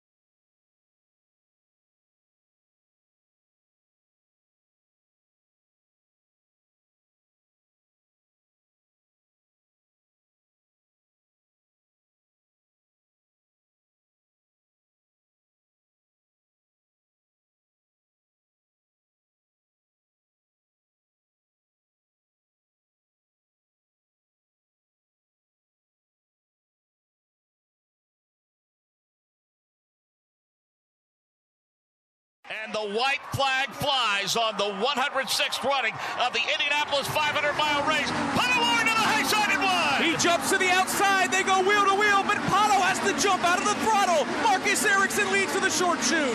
Quiet Swede quietly has made his way to the front and now a half a lap away from winning his very first Indianapolis 500. 8 car lengths as he swings low, now back high to turn 3 for the final time. Marcus Ericsson is snaking around. Pato O'Ward and Tony Kanaan are skulking with Felix Rosenquist. Marcus Ericsson with a 5 car length advantage, and the caution flag has come out due to an incident in turn number 2, Mark. Yellow flag is out with Marcus Ericsson in front, Davey Hamilton. Marcus Ericsson was going to win this race anyways. He did just what he had to do. Unbelievable job that he did on that restart, keeping Pato O'Ward behind him. Checkers are out. Ericsson's your winner. That's how it sounded 3 years ago when Marcus Ericsson took the checkered flag along with the caution flag. And Davey Hamilton's right. He probably was going to win that race anyway, because when it came down to it, Marcus Ericsson had the car to beat. Pato O'Ward probably would have liked to have redone things differently. He would get another opportunity in turn number 1 with his battle with Joseph Newgarden. But 2022, Marcus Ericsson, your Indianapolis 500-mile race winner.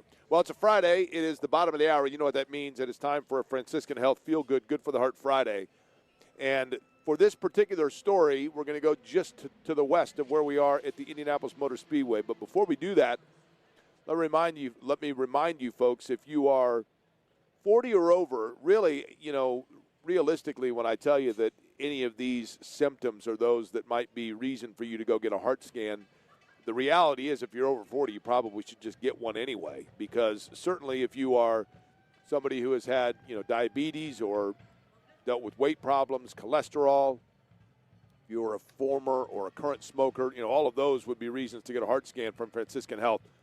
But when you think about the fact that it's just $49 to get one, and you're doing it at a place that is number 1 in Indiana for interventional coronary care, number 1 in Indiana for cardiac surgery by CareChecks, Franciscan Health obviously is the place that you want to turn for your cardiovascular health. And you get a free heart health risk assessment with the screening for just $49. You can pay out of pocket, you can self-refer, and it is such an easy way to take that first step towards just getting in the system towards a healthy heart life. And that's why I think it is so important, because that heart screening not only can tell you the calcium buildup that might be within your heart, but then in addition to that, lead you into that area of getting a stress test and other such things. So very important. There's really no reason not to do it, to be honest with you. And I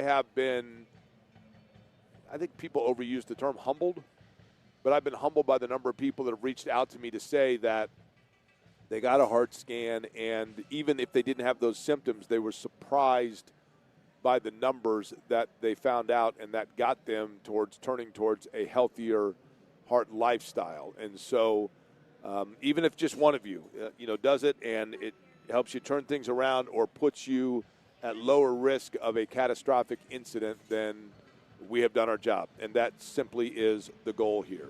I want to talk, by the way, about Castle High School. Castle High School is, matter of fact, really, really, really good friend of mine, Kai Steffi, that I grew up with. I know a little bit about, he's over at Tri-West in the same area. So I know about the sports and the growing area of that community. And Kai coaches a lot of different sports over in that area. And I know certainly, how Castle is another one of those that continues to grow. And when sports, when schools grow, the sports become a little bit more competitive. And oftentimes you see players that kind of weed themselves out by the time they're a freshman or sophomore. The competition gets to such where, you separate it, and some kids, their career comes to an end around that age. And thanks to the Indianapolis Star, by the way, Brian Hinchin from the Star wrote a really good piece that I enjoyed. And I was reading it, and I was touched by the story of Grace Parks. Now think about this. Grace Parks is batting .421 for Cascade this year. I said Castle. Sorry, I meant to say Cascade. For Cascade this year. The Class 2A state champion a year ago in softball, Cascade, has somebody batting .421 with 15 RBI. Those are pretty stout numbers. Goes without saying, right? Pretty stout numbers. And with that, you look at Grace and you say, okay, it makes sense. She has an older sister that's a prolific softball player that's a pitcher over at Plainfield, and so you would understand why she herself would want to play softball. But for Grace, it wasn't necessarily so easy from the beginning. Sure, she's an athlete that plays volleyball and softball, but think about this. Think about the fact that on her right hand, she was born not only without a palm, but basically had at the end of her arm a small hand that had strictly one finger and a thumb, and that was it. Not unlike if you think about Jim Abbott, who threw a no-hitter once for the New York Yankees. And the challenge not only of finding a glove that you would be able to wear in that, but then think about the batting aspect of it when you essentially are holding a bat with just one hand. And when Grace went to her parents and said that she wanted to try softball, of course she already was playing volleyball, as I'd mentioned, the thought was not, well, gosh, why? Or the thought was not how. It was simply, why not? Why not go about and see what can be done? And so Grace went ahead and started learning in a way that was the best for her, and finding and making the necessary adjustments just in terms of her batting stance. The swing that she had, a swing that her coach says is mesmerizing. And you know, when you watch it, you just kind of fall in love with the swing. Who wouldn't if you're batting .421 and you've got 15 RBI? But think about the fact that already for young people, when you have something that makes you different, the self-consciousness aspect of that, the fact that you have to deal with that each and every day. And then there are some kids that look at something like that and say, it might make me different, but it doesn't make me different. It makes me unique. And I'm going to take my unique skill and I'm going to maximize it by doing and playing in the way that is the best for me. And that's what she has done. And I totally applaud, obviously it goes without saying, Cascade for bringing her in and giving her the opportunity, just like anybody else. Why wouldn't they? To try out for the team. But for her to be able to dig down a little bit deeper perhaps than most kids, and maybe she's known no different because that's what life's been like from the time she was born. But surely in the era of today and social media and throughout adolescence, there are times that remind her that she's different.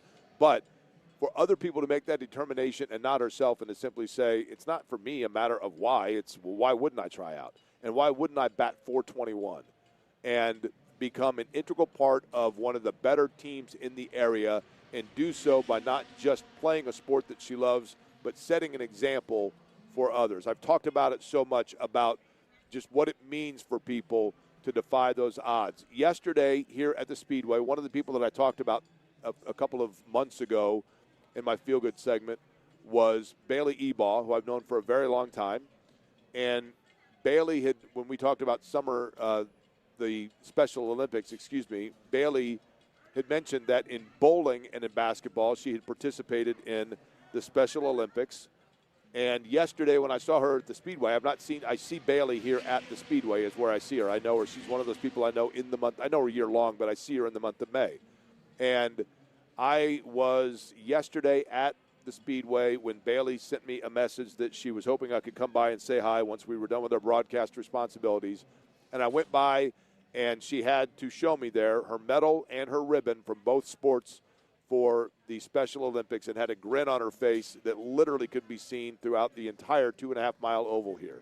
And it's that sort of thing of simply, it's a matter of doing the best for yourself and then allowing that to impact and radiate for other people. And I think that's exactly what Grace Parks is doing. Yeah, she's just a softball player at Cascade, but she's one that's leading her team, leading it by example, and doing it by showing that her own belief is one that then everybody else better fall in line. And that's what I love, and those are the kinds of stories that simply make me feel good on a Feel Good, Good for the Heart Friday from Franciscan Health. Again, a reminder, if you want to get a heart scan, you want to get a screening, very simple, 833-238-0688 is the telephone number. That's 833-238-0688, or you can always go to franciscanhealth.org/screening bundles. We come back, I believe, if I'm not mistaken, Eddie, you tell me if I'm wrong, we have one more set of Carb Day tickets to give away. Is that correct? No, we do not. We don't? We already do gave not. both of them away? Yeah, we did. Oh. I thought we had one more. See, you knew eventually my fatigue was going to catch up to me, and I guess it just did. But we'll come back. We'll put a tie on all of it. We'll hand it off to John. We'll do it on the other side on this Fast Friday at the Indianapolis Motor Speedway on The Fan.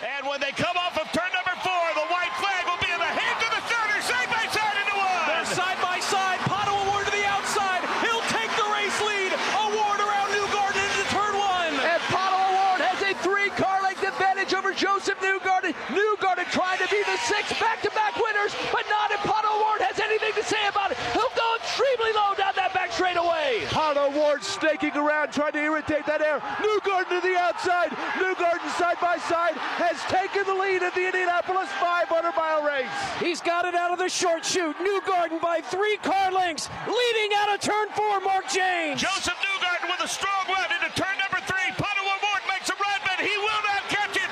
Joseph Newgarden goes back to back. He makes the improbable finish into turn number 3. He makes the pass, makes it stick. Joseph Newgarden goes back to back, wins the 108th running of the Indianapolis 500-mile race. That's how it sounded a year ago as Joseph Newgarden became the 6th driver, as you heard Michael Young say he had the possibility to do, to win back-to-back Indianapolis 500-mile races. Jake Query back here, at the Indianapolis Motor Speedway. Eddie Garrison back in studio for us all week long.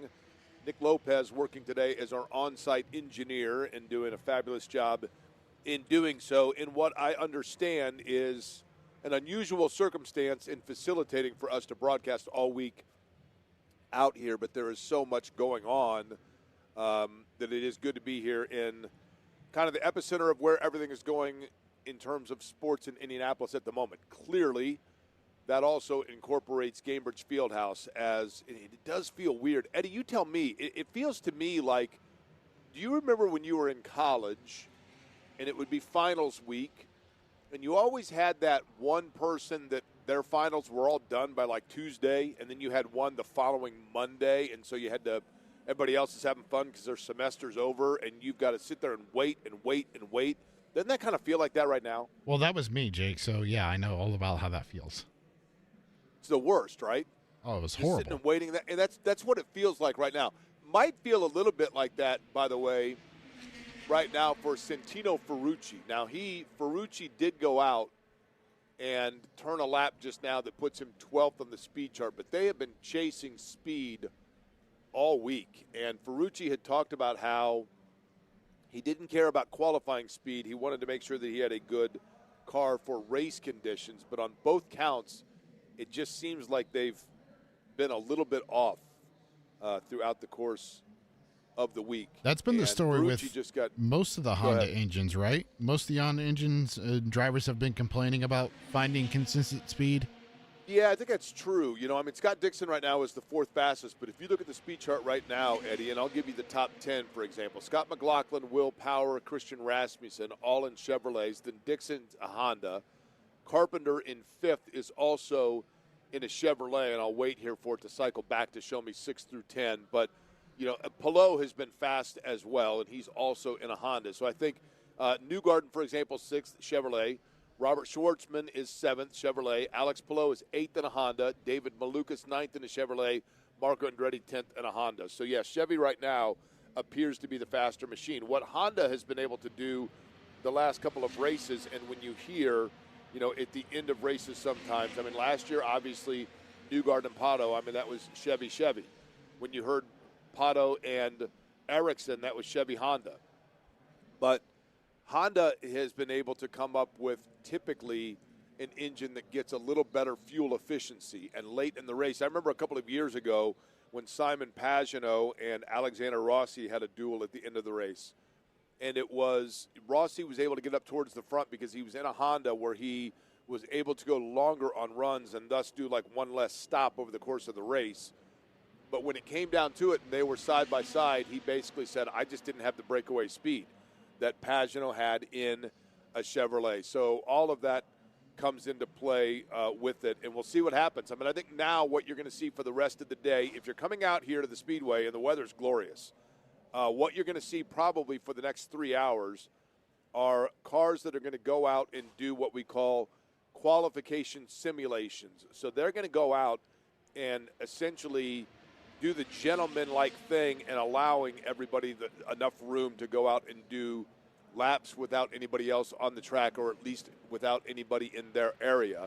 so they can try to do 4 laps at the same setup that they're going to use tomorrow for qualifying and get an idea of what kind of car they're dealing with and what exactly they have underneath them and all of that, the setups, everything else. And if they get it perfect, then, and I don't know what the weather's supposed to be tomorrow, but I think pretty similar to today, maybe cool down a little bit.